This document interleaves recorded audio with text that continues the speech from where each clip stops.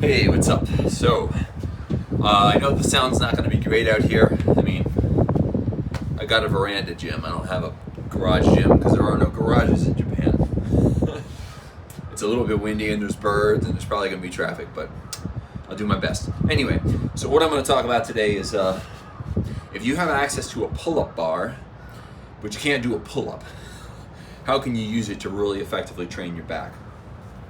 Or maybe you have access to a pull-up bar, but you think it can't support your weight, which is totally possible. I had one for a while that couldn't support my weight, so I know what that's like. So I'm going to make the argument that using a chair, I'm going to use a bench here, but you could use any sort of chair or stool or whatever it is that you're going to put under your feet, is actually going to make the workout way more effective. Okay?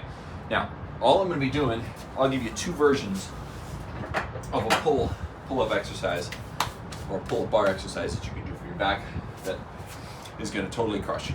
All right? So the first one, grab the bar however you want to grab it. Wide grip, right? Narrow. I'm going to go underhand. Okay? Step up on your chair or whatever it is you're using here. And then basically, you're just doing pull-ups by using your legs to assist you. You want to give just enough support on each rep that you're able to complete it. So each rep should be tough.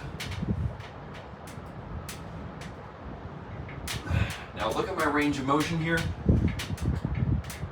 I'm pausing a little bit at the top potentially, but definitely not at the bottom.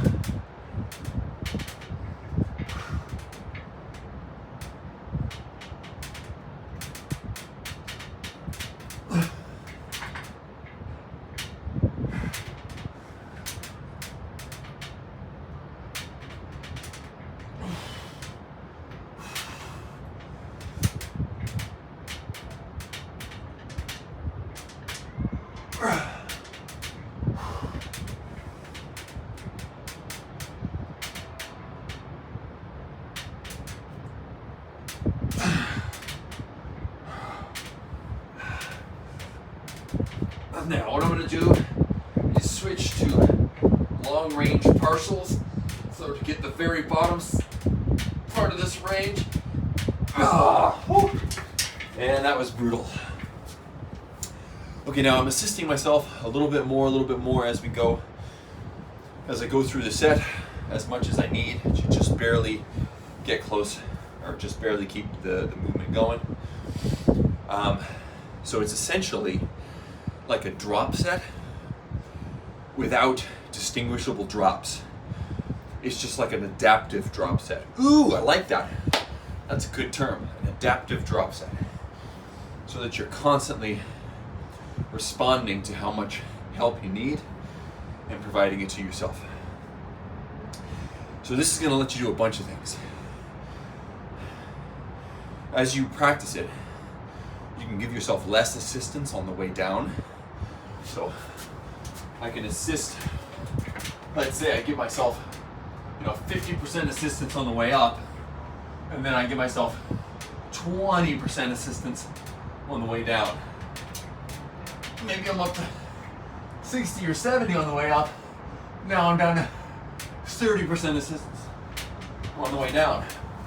So just like a really good workout machine will provide a resistance curve that's matched to your strength curve, you can do that with your own legs. Okay, next thing. Lengthened partials. They can be tough to do on pull-ups if you are already reached failure or close to failure. But with your legs, you can totally do lengthened partials. So for those of you who aren't aware, a lengthened partial is where you put the muscle, being this muscle primarily, in its longest position, and then do partial reps in that position. So as you saw me do at the end there, like without putting my legs down, if I reached failure, it's real hard to get much motion. But with my legs there, I can get a nice 1/3 partial, which is what you're looking for. for the length of partial, okay? So there you have self-assisted pull-ups, adaptive drop set pull-ups, to use my new term there. Now, another one that's great is going to be pullovers. Pullovers are a fantastic exercise for the whole upper body. They particularly, though, hit your mid back, and they're really good to develop that V shape because they expand your rib cage more than most exercises do. Okay, now you can do pullovers with a pull-up bar, but they're tough as hell because you're pulling over your body weight, which is, for most people, you're not going to be able to get very many reps with that. Okay? So what would it look like? Grabbing your bar, okay, and then this is your starting position. Really stretched out, stretching out that rib cage, and then the movement is going to look like this, right? Basically pushing your hips up. Now, as you can imagine, without my legs, this would be really hard. Like if I were doing it's super tough. Now, it may be easier for you.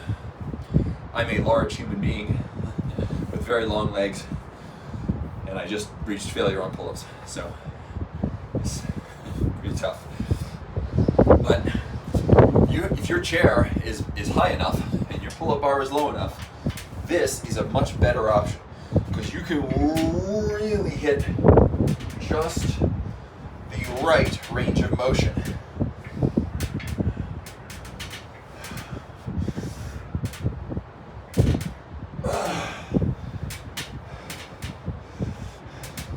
And again, adaptive resistance.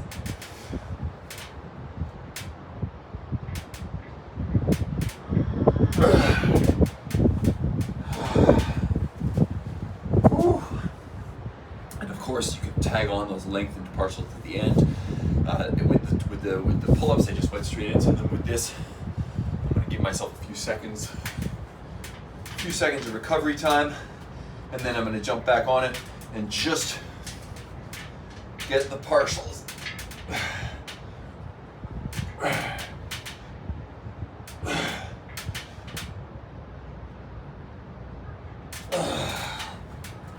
Okay, so there you have it. 2 really fantastic pull-up bar exercises that you can do, and adding the bench or chair or whatever it is that you want to add to it only makes it that much more effective. Enjoy, earn it.